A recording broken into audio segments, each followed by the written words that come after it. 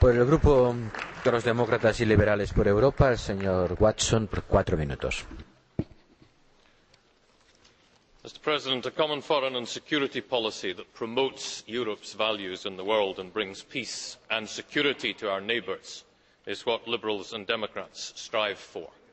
But it is what Europe's leaders are manifestly failing to provide. Acting together, our Union could have used its leverage to promote democracy and stability. Instead, its policies have given tacit support to tyrannies like Tunisia, Egypt and Syria.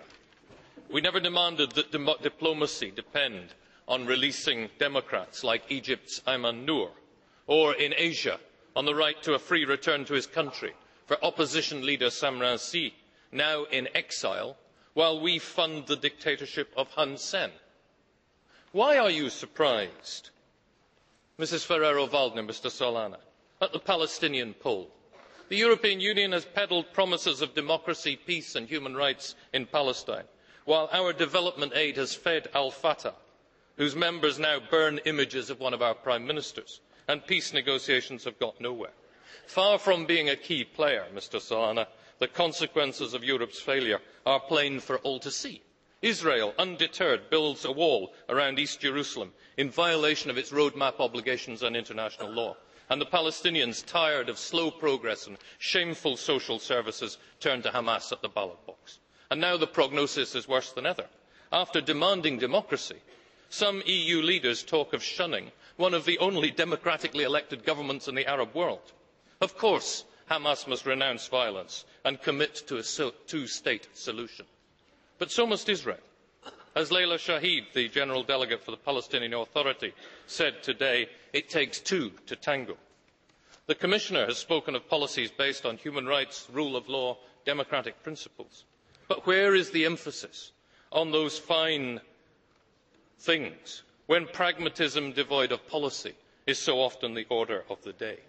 A global drive for peaceful conflict resolution would be a major counterweight to the heavy-handed US approach. It would assure Europe's security, prosperity and global repute, and it would give us far greater leverage over micro-states like the Maldives or the Seychelles, whose governments abuse human rights while almost totally dependent on our aid and trade. That's why Liberals and Democrats believe the time has come for an accountable, properly funded and values-driven European foreign policy. It's a desire shared by 70% of our citizens, according to Eurobarometer. Mr Solana, Liberals and Democrats object to Parliament's views being ignored or disregarded on matters of global importance. We want to see less of you on television and more of you here in this chamber. And we're tired of Council secrecy and its disregard for Parliament's right to prior consultation on policy priorities.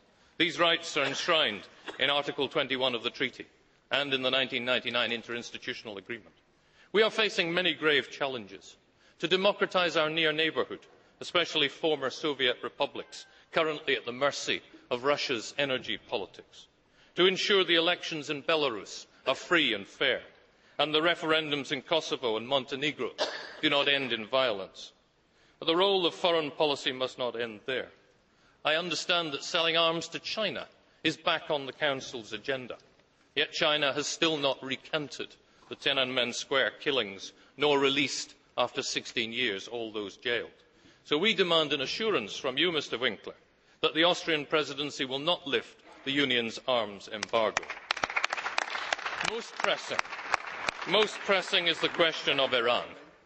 The IAEA Board of Governors meets tomorrow to decide whether to report Iran to the Security Council. Stopping Iran building nuclear weapons must be our aim. That's why Europe must commit to respecting the IAEA's findings due in March. But making progress towards disarmament of current nuclear powers, in line with the commitments we've made, is the strongest and most convincing message we could possibly send. A Europe which learns to use its muscle as a force for good is truly a force to be reckoned with. Gracias, señor Watson.